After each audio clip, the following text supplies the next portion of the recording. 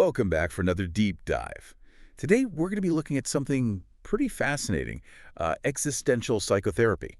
Specifically, we're focusing on how the fear of death can impact our mental health. Hmm. You know, you sent over some really interesting excerpts from Irvin Yalom's book on this topic, and I Yes. thought it'd be great to, unpack some of these ideas together. Seems good. Yalom's work is still so relevant today. He really challenged traditional psychoanalytic thought, encouraging us to confront, those big existential questions. Right, those questions we usually just try to avoid. Yeah, exactly. I mean, one thing that stood out to me was his concept of extras in therapy. Yes. He uses this really interesting example, the case of Freud's treatment of Fräulein Elizabeth von R to kind of illustrate this point. Right. And it was pretty eye-opening. It is. It is. So Freud attributed her recovery to his technique of abreaction. So basically, he believed that uncovering these repressed memories, that was the key to her healing.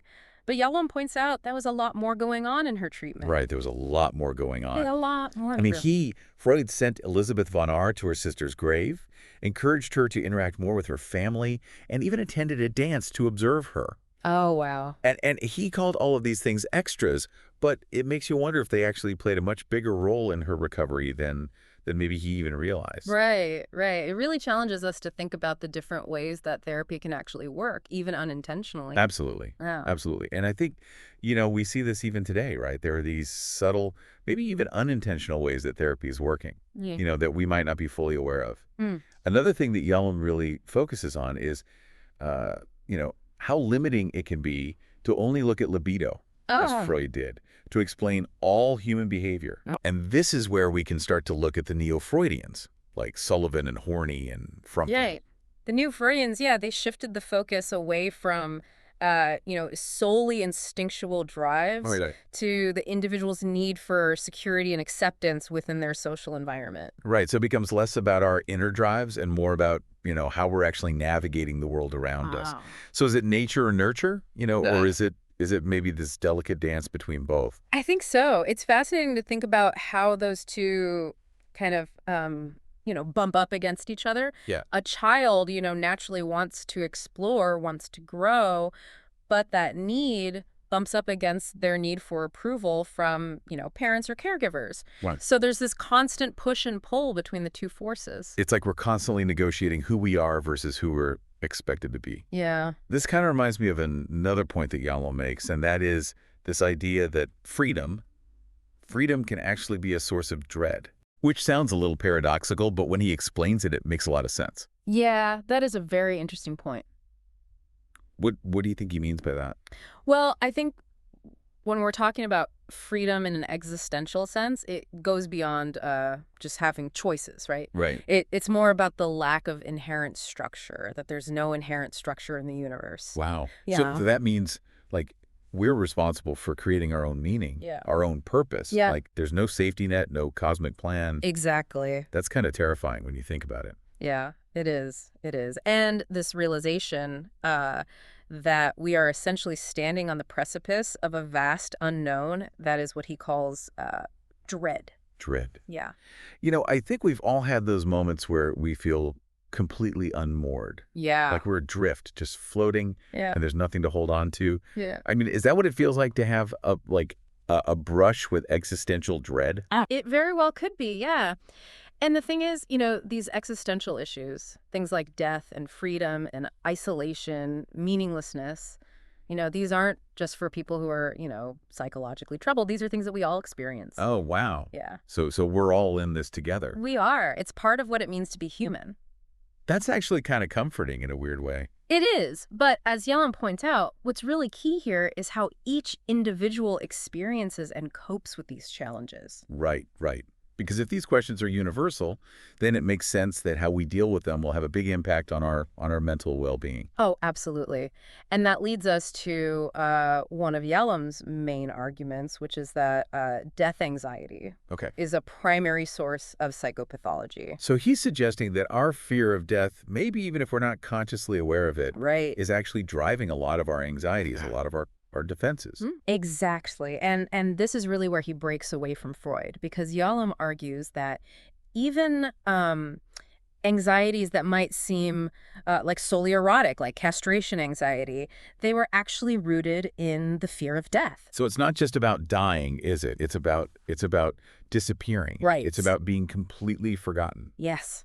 Wow. It's a heavy thought, and it can be overwhelming, which is why we develop all these complex defenses to protect ourselves. Right, right. And that takes us to his two pillars of death denial. Yes. The belief in personal specialness Yes. and the belief in an ultimate rescuer. Exactly. Can you break those down for us a little bit? Sure. So the belief in personal specialness, that's essentially the idea that, it won't happen to me. It won't happen to me. Right, right. I think we all have that voice in our heads sometimes. Yeah, absolutely. It's a way of kind of denying our mortality by convincing ourselves that we're somehow different, that the rules don't apply to us. Right, we're special. Right, exactly. And then there's this belief in an ultimate rescuer. This is the idea that something will save me. Someone will save me. Right, right.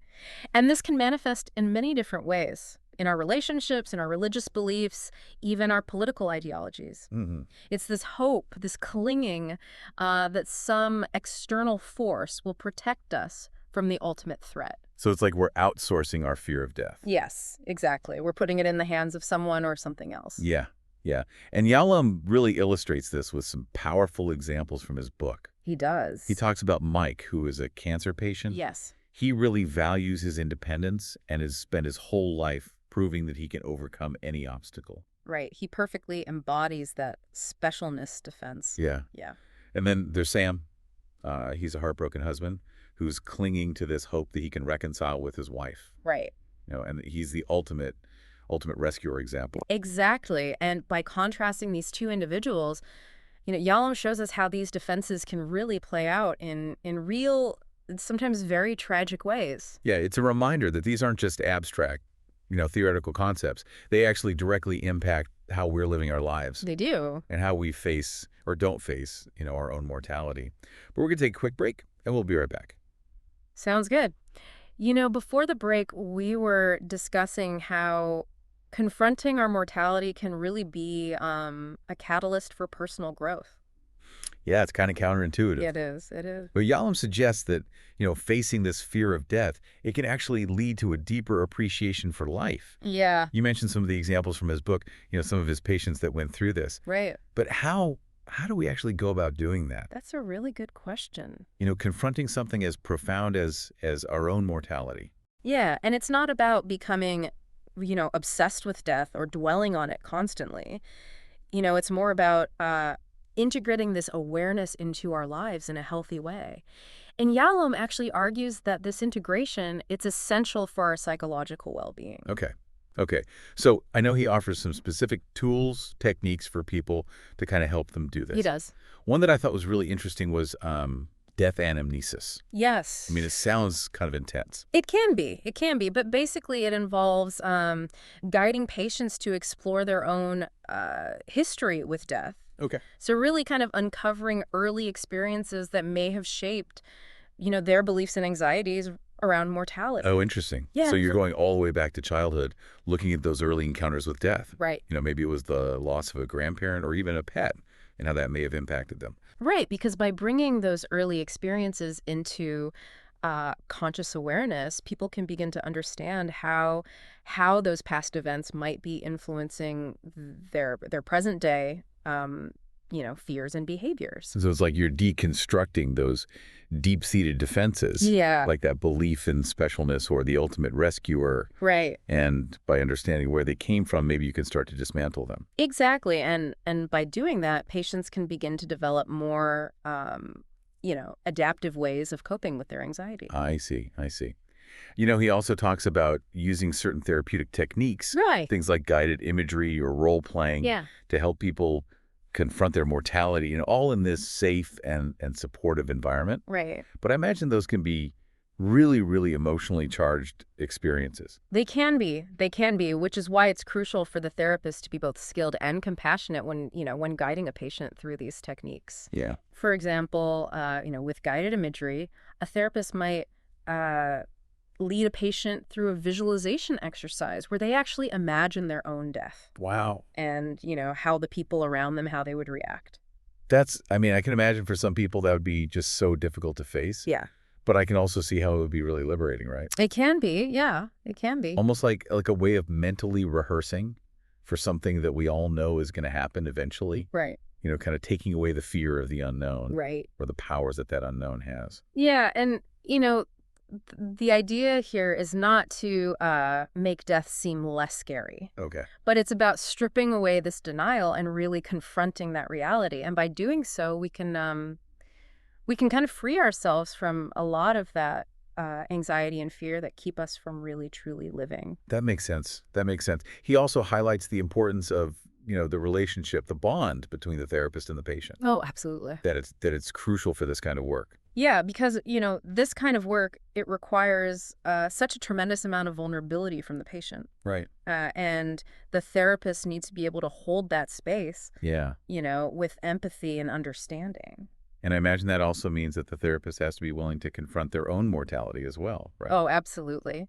Absolutely. Therapists who work from an existential perspective, they really need to have grappled with these questions themselves, Right. in their own lives. They need to have wrestled with these existential issues to really authentically guide their patients through it. It takes a lot of self-awareness. It does. It does. There's Yeah. no room for, for ego in this work. It's really about meeting the patient where they are and walking alongside them Yeah, yeah. as they confront this. So it's not just about the techniques, the exercises. It's not. It's really about forging this genuine connection, this Yeah. human connection Yes. Yeah. that allows for, real growth and transformation. Exactly. And that's what makes Yalom's work so profound, because it's not just a quick fix. Right. It's not just a set of easy answers. Right. It's this deeply philosophical approach that recognizes how complex the human experience is. Yeah. Yeah. And it's also a reminder, I think, that we're not alone in this. Even therapists, Right. the people who are trained to, help us navigate these really difficult moments, Yeah. they're also grappling with these big questions. They are. And that's actually, kind of comforting to know. It is. It is. Recognizing that shared humanity, it can be really powerful. It reminds us that we're all in this together. Together. And that, even when we're facing our own mortality, we can still find meaning. We can still find connection. We can still find joy. Yeah. And speaking of meaning, Yeah. it's important to remember that Yalom doesn't just focus on death. Right. He also explores this whole issue of meaninglessness, He does. He does. which can be a huge source of distress for a lot of people. Right. Meaninglessness is another one of those fundamental existential concerns. And, he believes that the search for meaning, it's inherent to the human experience. Right. And that's why when we feel a lack of meaning, it can be really, unsettling, to say the least. Yeah. And I can imagine that for a lot of people, Yeah. that feeling of meaninglessness might even be more terrifying than the fear of death itself. Absolutely. Absolutely. Because if we lack a sense of purpose, if we don't really have a reason for being, it can be really hard to find motivation, to find direction in life. It's like you're adrift at sea without a compass or a destination in mind. Yeah, yeah. And what's fascinating is that Yalom suggests that these two fears, the fear of meaninglessness and the fear of death, they're often intertwined. Yeah, because if we're all going to die anyway, what's the point? Exactly, exactly. And, Yalom, he doesn't offer any easy answers. Right. He doesn't believe in, handing people a prepackaged set of beliefs or values. Right. Instead, he meets people where they are. Okay, so how does he approach this then in therapy? Does he try to help people find meaning? He does, but not in a traditional sense, right? He doesn't believe in imposing his own values or beliefs onto his patients. Right. Instead, he really encourages them to explore, their own unique experiences and perspectives, and through that, they can discover what gives their life meaning. So it's a very individualized process. It is. It is. And he believes that the search for meaning, it's an ongoing journey. Okay. Right? It's not about arriving at a destination. It's about being open to new experiences, embracing challenges and really cultivating a sense of purpose that resonates with their own values. That's great.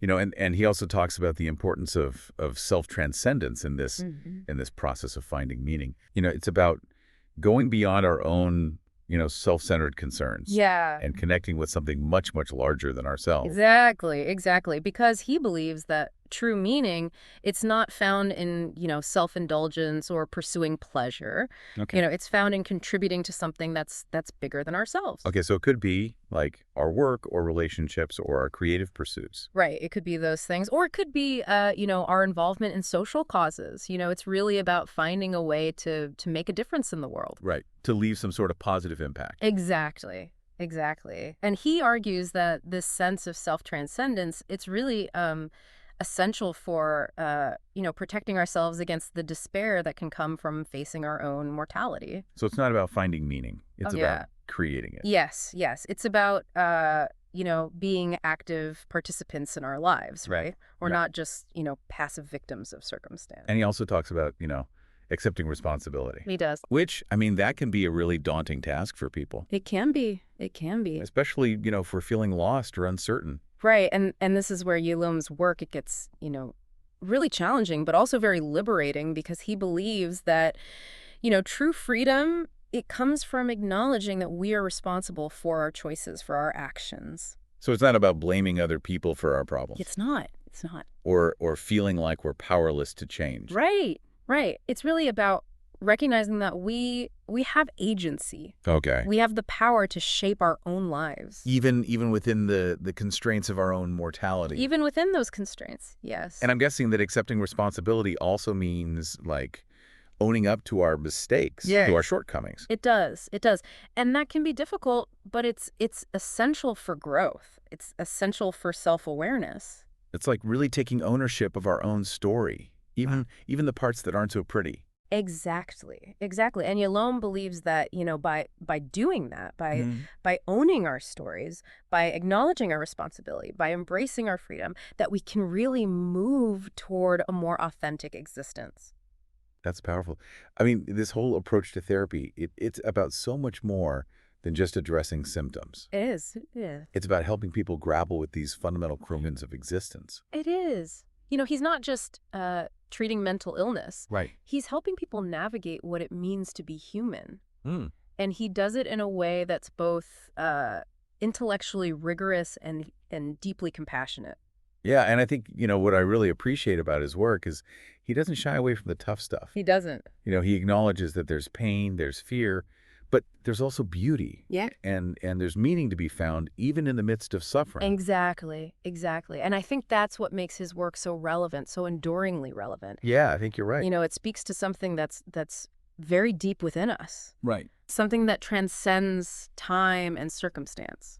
It's a reminder that even though we may feel alone at times, in our struggles, Yeah. we're all part of something much bigger. We are.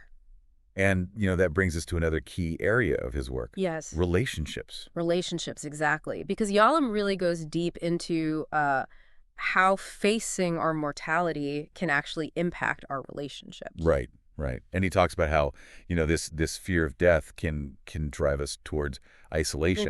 It can. But it can also be a catalyst for deeper connection. It can be, yeah. In his book, he discusses how that anxiety of our own mortality Yeah. can sometimes make us, withdraw from others, kind of retreat into ourselves. It's understandable. It's understandable because facing, our own vulnerability, it can be really scary. Right. So we try to protect ourselves. We put up walls. We keep people at a distance. Exactly. It's almost like we think that if we don't let people get too close, Yeah. then we can avoid that pain of loss. It's one way of looking at it, yeah.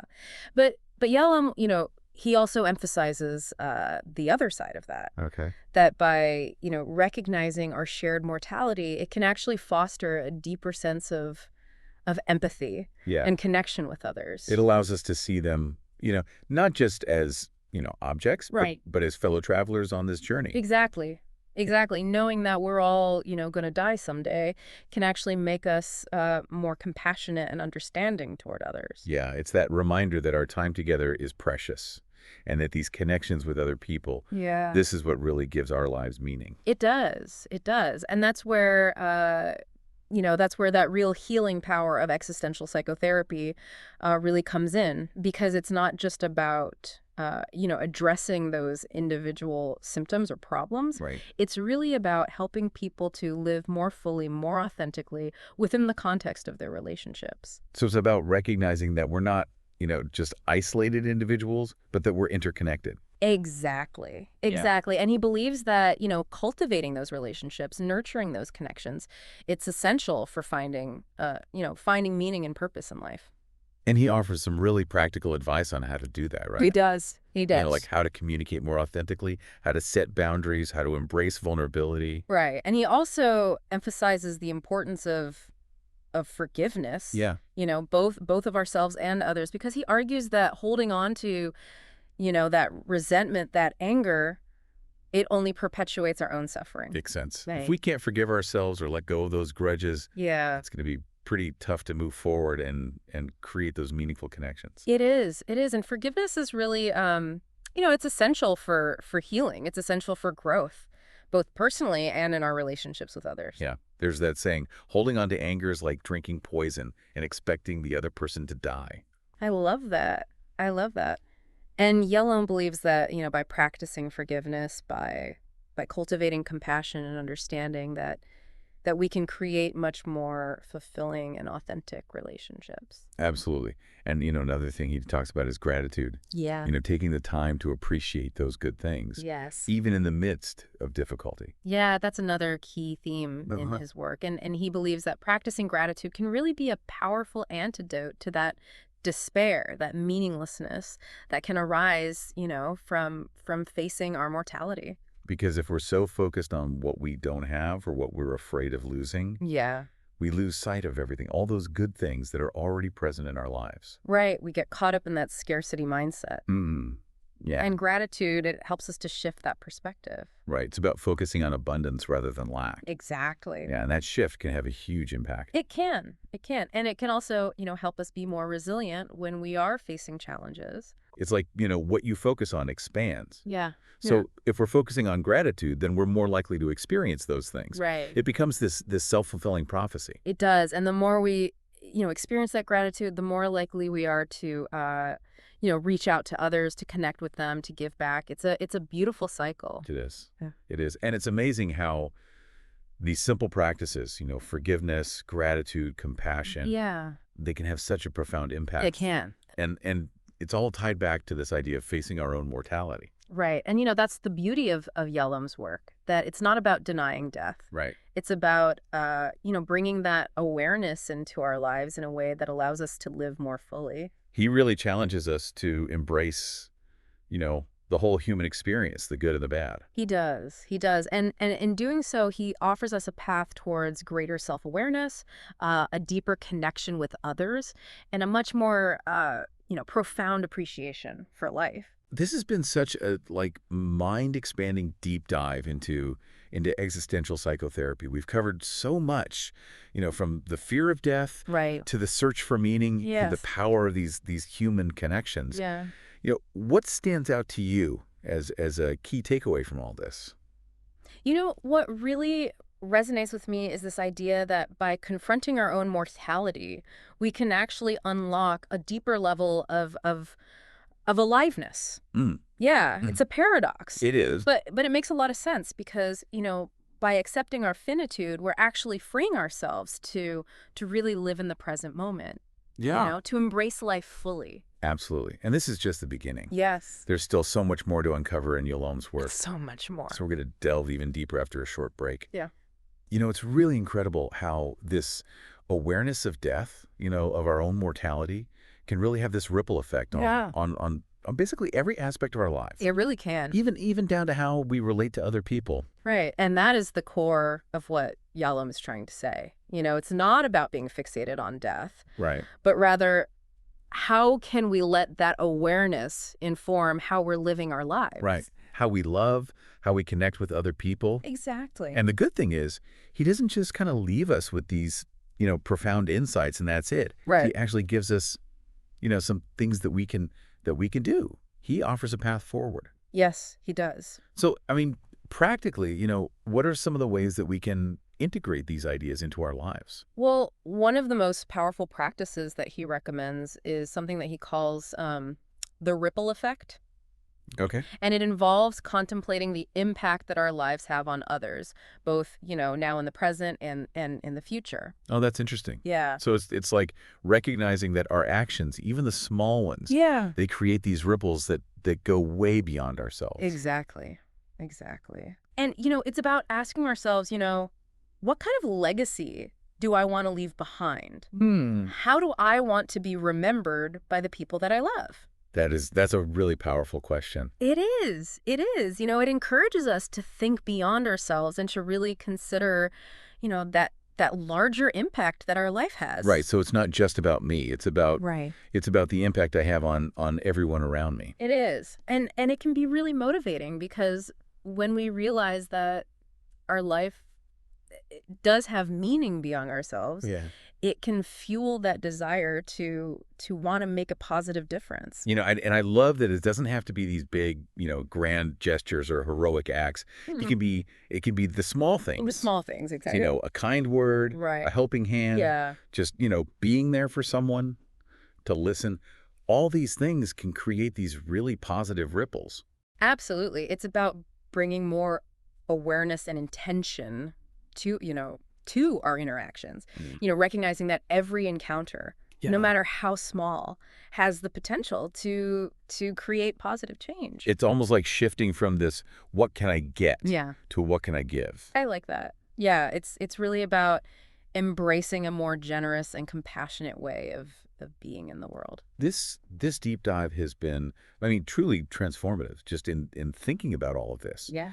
We've explored so much from the fear of death to that search for meaning to the power of human connection. It's a lot to think about. It is. Yeah. But I appreciate how Yalom doesn't, just leave us in this state of existential despair. Right. He offers us that way forward, a way to live a more, I don't know, a more authentic and meaningful life. He does. And I think that key message that really resonates throughout all of his work Yeah. is this idea that we have a choice. We can choose to live in fear and denial, or we can choose to embrace life Right. with all of it, the good and the bad. The good, the The bad. challenges, the triumphs, the joys, the sorrows.